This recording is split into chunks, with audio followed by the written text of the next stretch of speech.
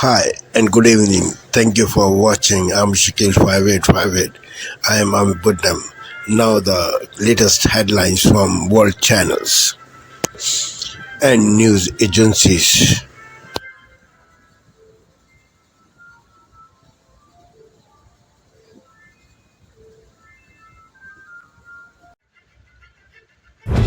Tonight, former President Trump draws a massive crowd right here in New York City with just 9 days to go. What are new polling shows about the state of the race, and which candidate now has a slight lead as millions of Americans head to the polls in early voting?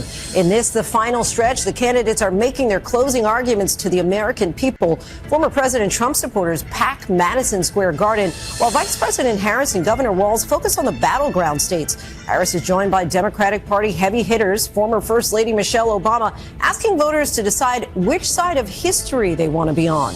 And what voters are saying in the final days of this election. Rachel Scott, Mary Alice Parks, and Rick Klein all standing by. Overseas, a deadly attack at an Israeli bus stop, leaving at least one person dead, dozens more injured. Israeli police say they're investigating it as a suspected terrorist attack as the region braces for more violence. Tom Sufi Burridge reports from Tel Aviv. Shocking surveillance video shows a dispute between neighbors, why the Minneapolis police chief is now under fire, accused of not doing more to prevent the violent incident. New details in the death of a decorated Army sergeant found dead in a dumpster near her Missouri base. The dramatic rescue off the Jersey Shore. Surfers helped to save a group of fishermen knocked into the water by rough waves. The Dolphins star quarterback returns to the field weeks after suffering a concussion.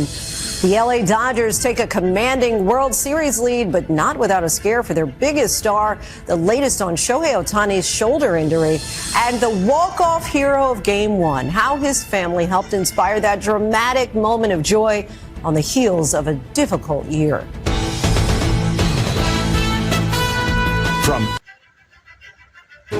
Tonight, Donald Trump rallying at Madison Square Garden right now as Kamala Harris goes all in on Philadelphia. The election just 9 days away. In deep blue Manhattan, the Garden packed with Trump supporters. The former president on a detour from the battlegrounds after he courted Arab American voters in Michigan. And the full court press from Vice President Harris in Philadelphia today, how this city could help win her the White House. A suspected terror attack in Israel, a driver smashing a truck into a bus stop, one person killed, dozens of others hurt. Our correspondent on the scene. The update from McDonald's just moments ago, a key health agency saying it was not the beef that caused that E. coli outbreak. This man doing yard work, shot by a neighbor, now sharing his story from his hospital bed. And new questions tonight. Why haven't police arrested the shooter? This is NBC Nightly News with Hallie. If you've ever had shingles, you know it is one of the worst pains to experience. It can also be debilitating, including causing permanent vision loss. Well, now a new study is offering a breakthrough. Here's CBS's Dr. John LaPook. Dr. Elizabeth Cohn spent more than 30 years doing eye surgery. It was very gratifying to take someone who can't see and help them to see. But in 2008, shingles derailed her career. The illness comes when the chickenpox virus reactivates, causing a rash and nerve pain. Shingles of the eye can cause scarring and vision loss. That's what happened to Dr. Cohn, forcing her to stop operating. So this is an infection with shingles? Yes. And it's supposed to be clear? Right. Dr. Cohn, a professor at NYU Langone Health, where I work and her husband is dean, had an idea. Treat shingles of the eye with an antiviral drug for a year rather than the usual 7 to 10 days. Last weekend, she presented the results. When you saw these results, what was your reaction? Phew. Patients receiving placebo had a 44% risk of developing new or worsening eye disease over the next 18 months. With low-dose daily valcyclovir, or Valtrex, that risk was 22% lower at 12 months and became 26% lower at 18 months. Are you concerned that this did not reach statistical significance for the... Tonight on PBS News Weekend, the role a small but vocal number of social media users play in distorting reality and the election year consequences. Then courting voters in Ohio. the effect this fall's state Supreme Court elections could have on issues like civil rights and abortion, and how scientists are working to beat a deadly fungus that's devastating North America's bat population. We're at a very dire point now because some species are down over 90%. But it does seem like there might be several different ways that wildlife biologists could actually help to restore the bat.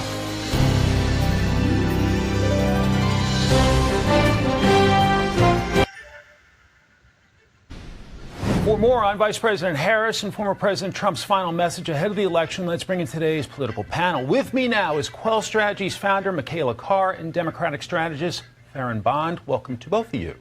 Thank you. So I want to start with a clip from former President Trump about what's at stake in this election. I'll get you to react to it. She's not a smart person. These guys are very smart, and they're very streetwise, and they're very tricky and evil and dangerous. And if she becomes the President of the United States, which I can't believe can happen, I don't think this country is going to make it. I don't think we'll ever be. I think bad, just really bad things will happen to our country. How do you respond, Farron? You know, I think people would say the same thing about somebody who's convicted of a felony when there have been so many conversations about how the criminal justice system works or doesn't work depending on who it caters to. But ultimately, he went to an audience that he thought he would have favorability. I think depending on who you speak to on either side of the aisle, and even those third-party folks, they have particular things of interest that they want to see. And some people believe former President Donald Trump is someone who threatens democracy. But if you ask conservative folks, they'll say that that's the case with Vice President Harris. But it depends on what your individual priorities are. All right, I want to show the audience some recent headlines that caught our eye from Axios. Behind the curtain, Dems fear they're blowing it. Then from the Hill, Democrats fear race may be slipping away from Harris. What do you make of that, Michaela? If the rhetoric that he is a threat to democracy was going to work, the polls would not be this close. The only thing we have heard continuously from the Democrat side of the aisle is that he is a danger and he is a threat to democracy. And they have been saying that for 4 or 6 years, depending on how you count. What I think the polls are showing is that people still, and they're always honest when you ask, they care about immigration, they care about inflation, they care about the economy, they care about whether they're able to pay their rent. And those are issues that the Democrat ticket just refuses to talk to them about on substance. All right, Trump running mate J.D. Vance made... Tonight on Global National, the writ drops in Nova Scotia. I feel it only right that Nova Scotians should have their say.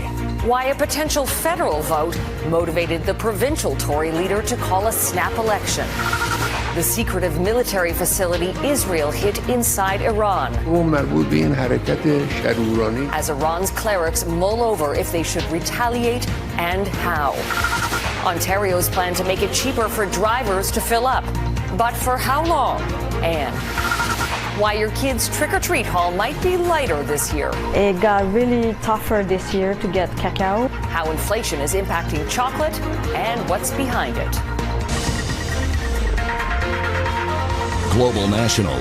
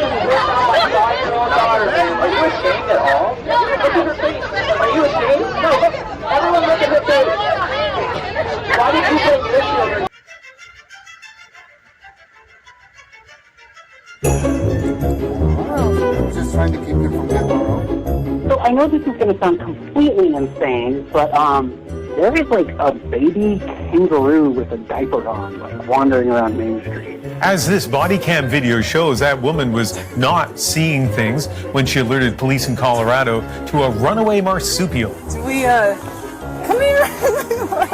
Officers took up the chase as best they knew how. I think it would be better if I just used my hand. Sit. Where's your mommy? It's your mommy. Well, something worked because that kangaroo wasn't on the lam for long. Oh. I've never seen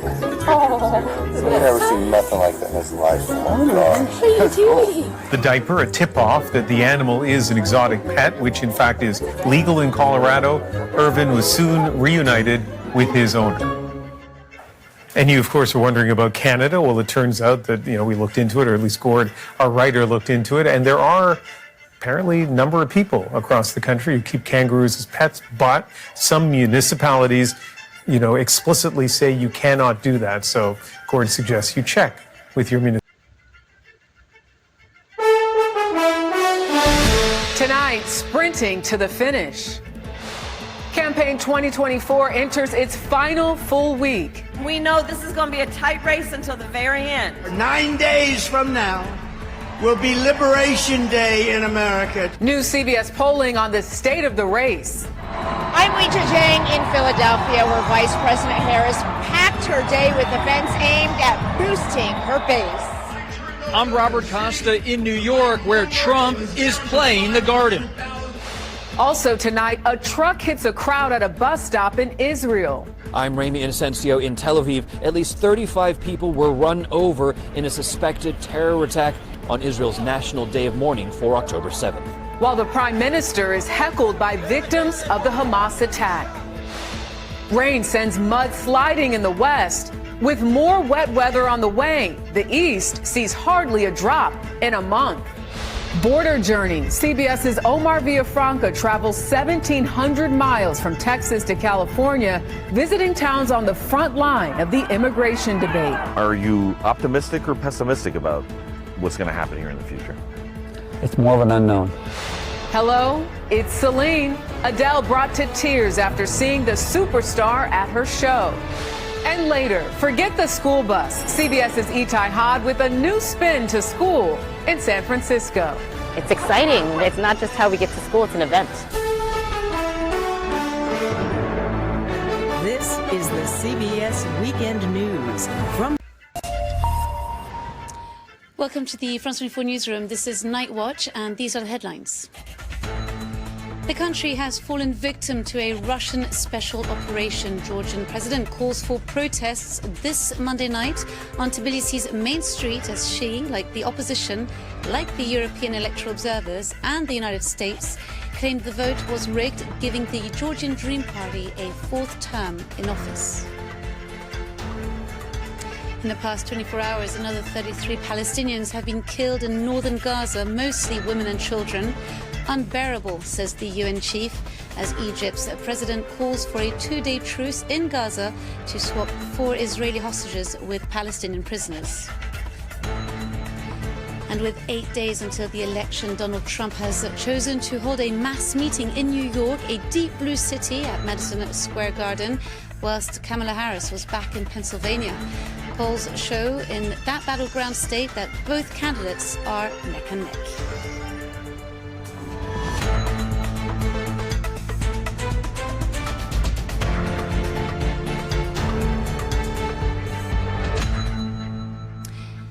We begin in Georgia, where Saturday's parliamentary election has given the ruling party the winning vote. With nearly 54%, the Georgian...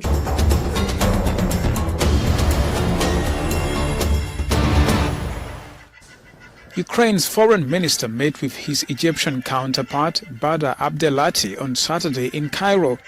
Kiev has stepped up efforts to court African and Arab countries who are traditionally allies of Russia. Egypt used the occasion to call for a ceasefire in Gaza. We have repeatedly stressed and continue to stress that without a ceasefire and an end to the daily killing in the Gaza Strip, there will be no peace or security in the region, and that reducing escalation in the region is closely linked to a ceasefire in the Gaza Strip. Ukraine is looking for political and diplomatic support ahead of another peace summit.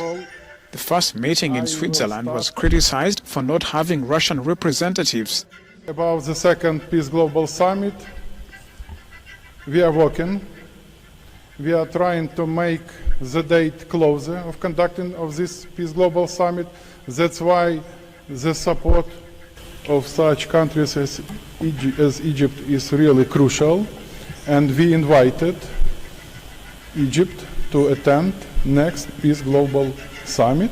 And yes, we are ready to invite representatives of Russian Federation to attend second Peace Global Summit. On Sunday, Ukraine's top diplomat arrived in South Africa. He's also been to Angola, Oman and Turkey. Hundreds of people marched Saturday to mark 35 years of Pride Johannesburg, an annual event that has been critical in advocating equal rights for the LGBTQ+ community. Rally goers used the day to highlight issues such as discrimination, which they say is rampant. Pride is really kind of reminiscent of just the rights, the opportunities that this community has fought so hard for. And it's not just in South Africa, it's across the continent. South Africa was the first African country to constitutionally protect against discrimination based on sexual orientation and the fifth in the world to legalize same-sex marriages. Getting ready to rumble. 50 years ago, and before thousands of spectators in Kinshasa, Muhammad Ali defeated George Foreman and reclaimed the heavyweight boxing crown in the bout dubbed Rumble in the Jungle.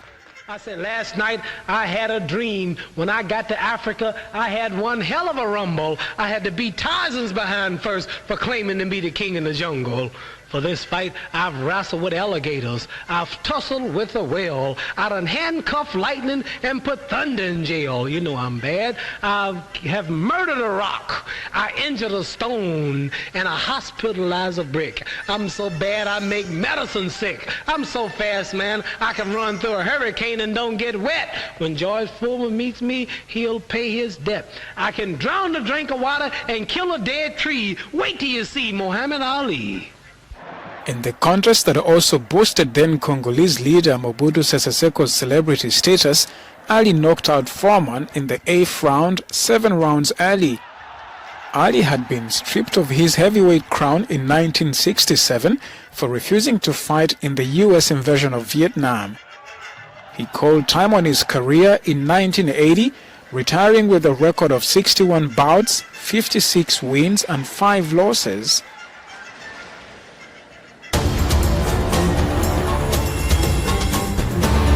From 7 a.m. Singapore, Hong Kong time on November 6th, only on CNA.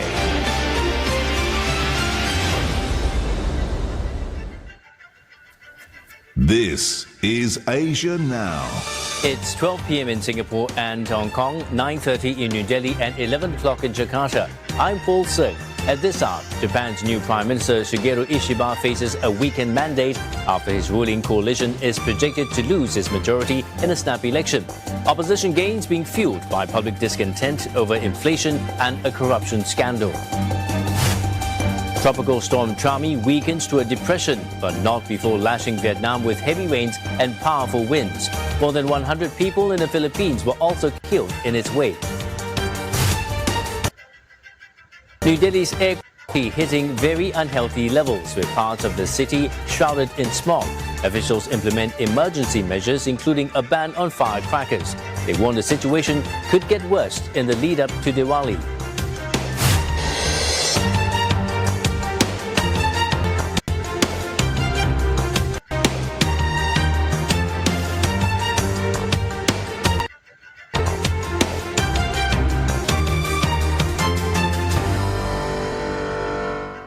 Uncertainty looms following a stunning blow for Japan's new Prime Minister Shigeru Ishiba.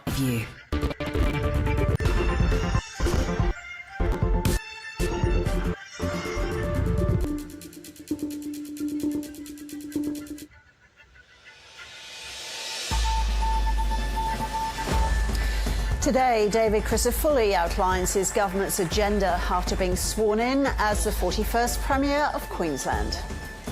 I said that Get to work immediately, and we have done that.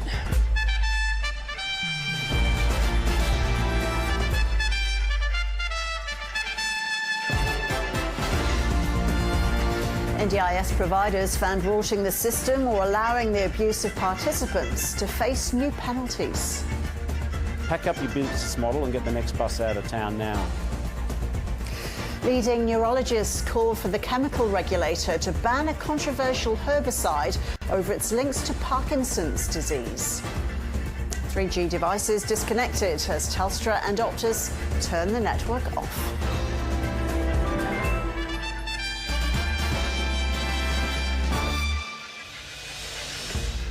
Hello and welcome to ABC News. I'm Ros Childs.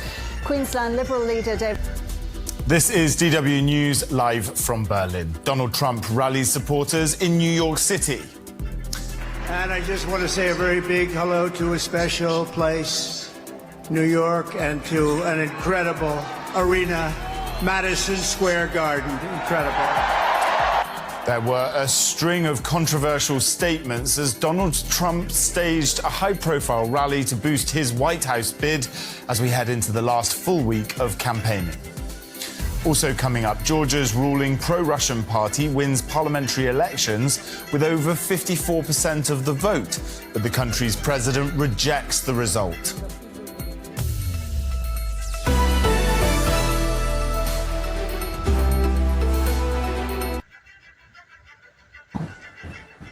We are concerned about journalists coming under attack because we also depend on objective information that journalists can provide in a situation of conflict, and the civilian population also depends on having access to objective reporting. So the protection of journalists in war is extremely important and has to be upheld.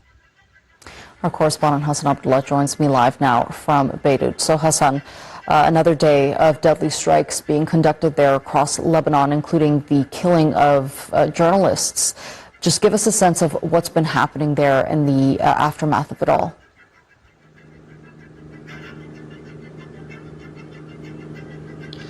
Well, Afnan, it's relatively quiet at the moment, and about a couple of hours ago, that's when a fresh evacuation order was issued, and then about 20 minutes later, Israel carried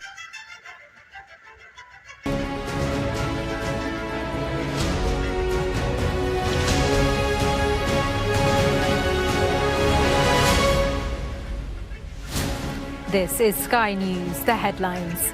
Labour suspends one of its MPs, Mike Amesbury, after new images emerge of him punching a man in the street. Donald Trump gets his Madison Square Garden moment as the former president takes centre stage on the campaign trail in New York. Working people are told they won't see higher taxes on their payslip as the Chancellor promises to help strivers in this week's budget.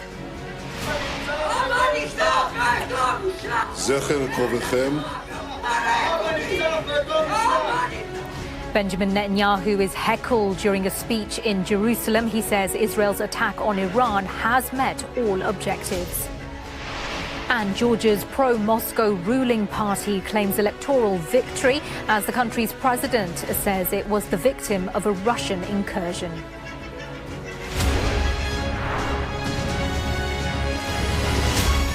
The People's Channel.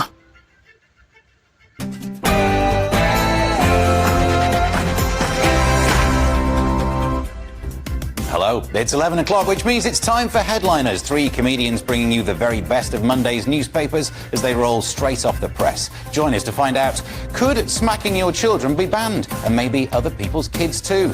Forget about Dre, they've forgotten about Biden. If you find him, please return him to 1600 Pennsylvania Avenue, Washington, and find out what only white people can do. But before tomorrow's news, here's tonight's headlines with Sophie Reaper.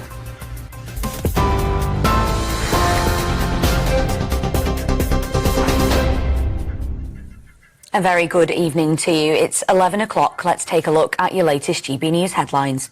The Labour Party has said that their MP, Mike Amesbury, has had the whip suspended following an investigation into an incident that took place in Cheshire earlier this weekend. Just a warning, there are some scenes of a physical nature to follow. In this new CCTV obtained by the Mail Online, it appears to show the Labour MP for Runcorn and Helsby punching a constituent to the ground in the early hours of Saturday morning. In a statement released earlier this evening, Cheshire Police said a 55-year-old man has been voluntarily interviewed under caution by police in relation to this incident. He has since been released pending further inquiries. The Prime Minister is expected to say in a speech tomorrow that Labour's budget next week will set the UK on what he'll call a clear path. Sir Keir is also set to say that next Wednesday's budget will outline the so-called harsh light of fiscal reality, but that better days are ahead.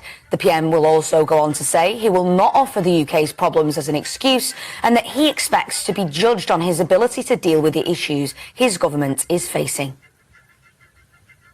A man has been charged with attempted murder after a woman and 2 children were stabbed in what's been described by police as a truly shocking incident. Police were called to Dagenham, where they found the woman in her 30s, an 8-year-old girl and a 2-year-old boy, all suffering from stab wounds. 48-year-old Kulvinder Ram will appear in court on Monday, charged with 3 counts of attempted murder. Prince William has extended a so-called olive branch to Prince Harry by publicly naming him for the first time in 6 years. My mother took me to the passage. She took Harry and I both there. There must have been about 11, I think, probably at the time, maybe 10. I'd never been to anything like that before, and I was a bit anxious as to what to expect. That's part of a new ITV documentary following the Prince of Wales and his first year of his Homewards programme, which aims to end homelessness. The film, entitled Prince William, We Can End Homelessness, includes unseen photos of William and Diana at the Passage in Westminster. And in other royal news, the King is set to return to full royal duties next year, including an overseas tour. That's despite his ongoing cancer treatment. A palace official has described his recent trip to Australia and Samoa as the perfect tonic, adding that it has lifted his spirits. A British woman has begun her attempt to become the first woman to row solo from mainland Europe all the way to South America. 21-year-old Brit Zara Lachlan set off from Lagos on the Portuguese Algarve earlier this morning and will now aim to row the 3,600 miles to French Guiana, a journey that will take an estimated 90 days. We wish Zara the best of luck. Those are your latest GB News headlines. For now, I'm Sophie Reaper. For the very latest GB News. This was a turn-the-page election, and I think the Democrats blew it by selecting Kamala Harris. She is ready to lead on day one. She's been the vice president for the last 4 years. I just think that people move the goalposts because she's a woman of color. If I was a Republican, I wouldn't be afraid when Kamala Harris and Tim Walz wins this election. And the reason I would be afraid is because I think this election next Tuesday is going to show exactly how far the Republican Party has fell from listening to the American people. The MAGA movement's coming of age. The movement is maturing, it's gaining a command focus, and it's gathering people that 5 years ago people never would have thought would have voted Republican. I noticed a raised eyebrow there.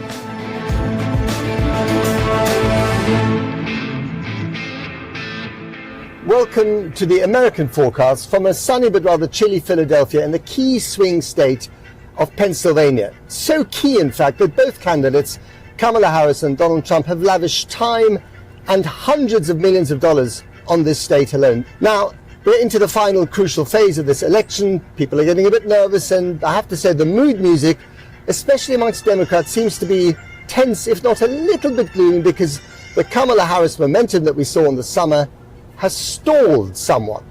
So where do we go from here? What happens in this crucial next week before Election Day on the 5th of November? With me to discuss this, I have 2 guests.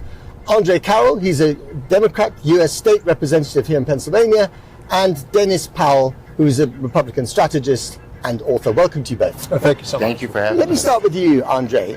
Sure. Is it right to say that the mood music amongst Democrats has gone a little bit sour recently? Absolutely not. I want to say the energy is at full force, so we understand that we have an election in 8 days and a wake up, and we're doing everything that we can to just make sure that Vice President Harris becomes the next president of the United States of America. So all these big celebrity endorsements, Michelle Obama on stage with Kamala Harris. I was at an event last night here in Philadelphia with, Robert De Niro, Leonardo DiCaprio, Kerry Washington, some big Hollywood guns out there. Does she really need these people, to win? This is a really, really, really important election. When we say that this is the election of our lifetimes, it's true. And it's not just those three. On Monday, we'll have Barbara Lee, we'll have President Barack Obama, we'll have Bruce Springsteen. It's going to be more to come. And we have to understand that we've seen this before in 2016, and we do not want to wake up the day after the election and ask ourselves what happened. So we're going to do everything we can to ensure that this election goes our way. Thank you for sparing your precious time. This is Amir Shakil. Have a good life. Bye-bye.